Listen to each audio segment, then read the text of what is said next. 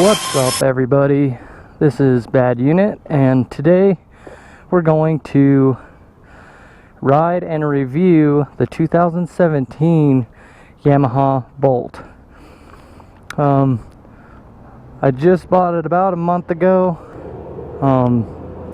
I've been wanting to do a video earlier, but with work and it's getting colder and all that fun stuff, but let's take it for a ride. It runs smooth. It is kind of quiet. I would like a Benson Hines or something exhaust, just because it's loud pipes save lives, right? So braking's good. It's got a 950 V-twin, and it runs good. I mean, I've seen a lot of reviews talking about, oh, it's underpowered, blah blah blah. No, I mean, I don't know. I guess I'm on the lighter side. You know, I'm not that heavy of a person. So I mean, maybe if you're like pushing 250, 300, yeah, you're probably gonna lose a little bit of power. But overall, I mean, look, 60 already. I mean, it's not that bad for a pretty much the same exact bike. It's like a 2015 or so. They're all pretty, like, all the engine's the same, the drivetrain's the same, the suspension's the same. Well, the suspension is a little different on the Bolt. This is actually a Bolt R-Spec, so it's got the upgraded piggyback shocks, which really help with the ride. I mean, it's really smooth and it's really nimble. When I first sat on it, I mean, it's only 542 pounds, I believe, dry weight. So it's a pretty light bike, but I mean, it does what it needs to do. It gets you from A to B. Oh, I got an email. All right, let's take another look at her. I did, in fact, I put the ram mount on. Pretty much this bike is completely stock, except for all the black you see on, like, here and here and here and here. This, oops, I hit my head. And the engine cover here, I did in black by myself.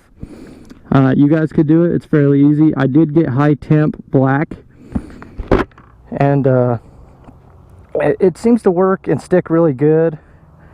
I did clean it. I did put a fine sand on it. I didn't really want to rough it up too much, but that's all I've done so far. I mean, I have plans for bars.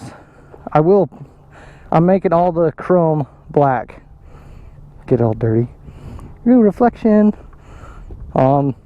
This chrome, I'll make that black. That black, maybe, I don't know. But overall, it's a fun bike. I mean, a lot of people, I've already had a lot of people come up and give me compliments on it, and it's really fun to ride, and I don't know, like, I've never had a cruiser. This is my first cruiser, honestly, and I'm loving it. The seat, I had to buy extra. Bought that on eBay. It came with the seat and the pegs. Not too bad to install. I mean, it took a few minutes. That way I could take the old lady. But it's a good bike. I mean, I see some pretty bad reviews on it, and I don't get it, to be honest. I mean, it's nimble, it handles well, it's got pretty decent speed and torque. I mean, there is a few things I would change. As far as the bad, a lot of people complain about this. I don't even notice it. You know, the little gap right there, it's kind of weird. The zip ties, told the stuff, looks, you know, a little on the cheaper side. I snipped the ends off because it was, you know, sticking out a little bit. I don't know if you can see that, but I mean, it's certain things like the key. I don't like where the key's at, which I should turn off anyway. Boom. Okay, key's not in a bad place necessarily, but it's just, I feel like I'm short, so I have to reach around.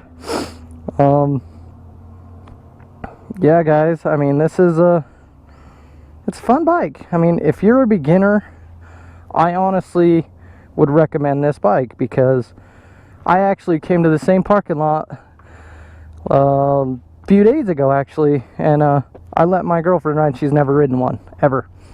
And I just let her, you know, I gave her a big open space to go straight down and circle back around and come back and around.